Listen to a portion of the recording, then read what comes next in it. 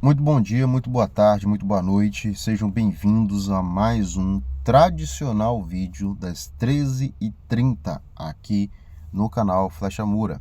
Antes de mais nada, curta, comente, compartilhe, participe da nossa vaquinha que está aqui na descrição do vídeo. E se possível for, nos ajude através do Pix, que é flechamura@gmail.com, que também é a sua principal via de comunicação conosco para críticas, opiniões e também para falar, né, para pedir aquilo que você quer ver aqui no nosso canal. Óbvio que obedecendo aos limites de conhecimento, né, que nós temos aqui. Pessoal, hoje nós vamos falar de falsa bandeira. É um assunto muito delicado, mas que eu considero vamos dizer assim, é o assunto mais importante do momento. Vamos lá, vou explicar. Né?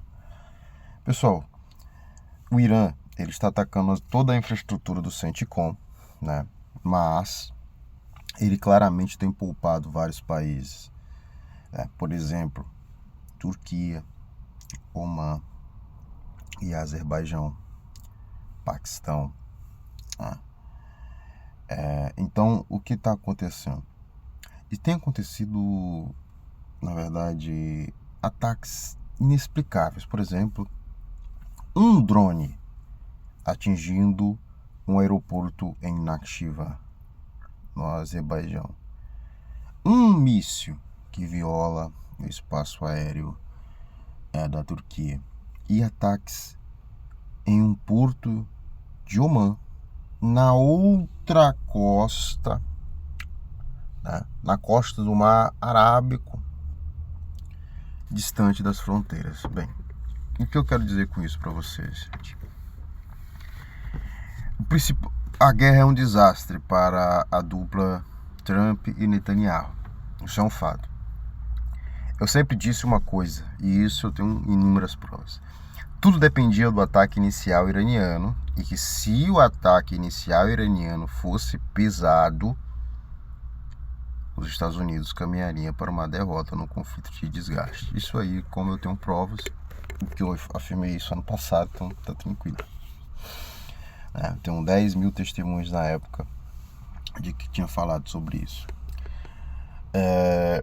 A resposta do Irã foi muito pesada, muito embora nós tenhamos, né, a gente já tem bases aéreas funcionando no território israelense, o que é um erro estratégico gravíssimo, porque o Irã não destruiu completamente o aeroporto Ben Gurion, base aérea de Hofs, a base aérea de Tel Nof,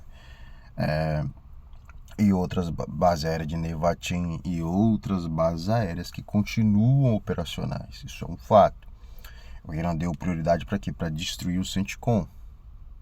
E a tarefa de destruir o CENTCOM é uma tarefa extremamente dura, complexa e demorada, porque é uma infraestrutura construída por 40 anos. Né? E o CENTCOM tem estruturas acima do solo, que é a grande parte, mas também tem estrutura abaixo do solo. E o Irã deu prioridade para isso. O que acontece?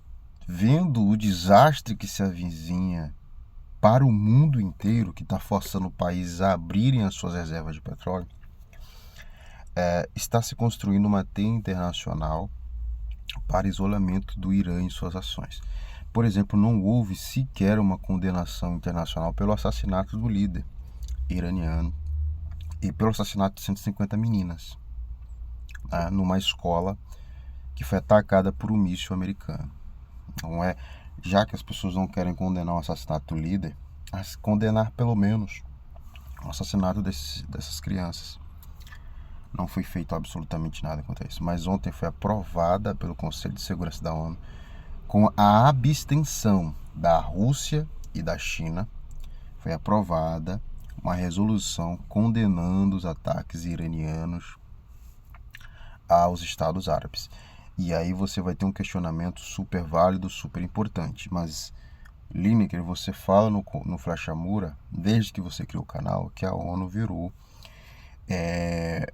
insignificante, que o Conselho de Segurança da ONU é insignificante, e de fato porque não vai nem terminar a guerra, não vai ajudar em nada, não, a Agência Internacional de Energia Atômica também ajuda o Ocidente coletivo. Isso é um ponto. Agora nós temos uma coisa. Os objetivos de isolamento do Irã, eles contemplam o quê? Manutenção das sanções e dificultar a importação de petróleo, a exportação de petróleo, perdão, e a exportação de produtos válidos. Essa tentativa de construção, de destruição, essa tentativa de construir um isolamento, ela pode ser muito frutífera. E eu vou dar um exemplo para vocês. A Federação Russa, ela não entregou os S-300 iranianos lá na década passada, justificando com essas sanções. A Federação Russa não entregou. Se você colocar no Google, você vai ver que a Rússia não entregou, o que gerou um processo. O Irã processou a Federação Russa a respeito dessas armas, tá? Que não foram entregues. A Rússia utilizou sanções como desculpa para não cumprir aquilo que for acordado. Essa abstenção da Rússia e da China significam que eles estão contra, que eles não estão ajudando o Irã. Eu não estou dizendo isso. Eu estou dizendo que a Rússia e a China poderiam ter vetado essa resolução de ataque aos Estados Árabes, ou minimamente terem votado exercido seu poder de veto e terem proposto uma resolução para condenar o assassinato do líder iraniano, de mais várias pessoas importantes, e o ataque indiscriminado de Israel aos Estados Unidos. Isso não foi, além de não ter sido feito, eles ainda se abstiveram, que é um sinal diplomático de que eles querem ficar longe. Tudo isso eu sei, pessoal. Tá? Pessoal que ama, que adora, pessoal que torce para a Rússia e para a China, eles também têm esse pequeno problema, né? De não compreender que a Rússia e a China não se posicionam duramente. E isso é um sinal claro de que a China e a Rússia têm também sido muito prejudicadas no que se refere Catar, Kuwait, Emirados Árabes, Bahrein. A China tem contratos gigantescos com o Catar, tem contratos gigantescos com os Emirados Árabes Unidos, e tudo isso nós temos que colocar em consideração, porque eu não estou dizendo que a Rússia e a China estão errados, muito pelo contrário, eles também têm os seus interesses. A Rússia, por exemplo, está lucrando bastante com esse conflito. Eu estou colocando apenas um dado para que você saiba que, se fosse os Estados Unidos, ele imediatamente vetaria qualquer coisa que condenasse o Estado de Israel, tá? Ou a Grã-Bretanha nos melhores momentos, né? Isso abre caminho para uma tentativa de isolamento internacional econômico, que não é bom para o Irã manter a sua política de ataques. Os Estados Unidos e Israel estão sendo fragorosamente derrotados, e isso pode levar a uma coisa.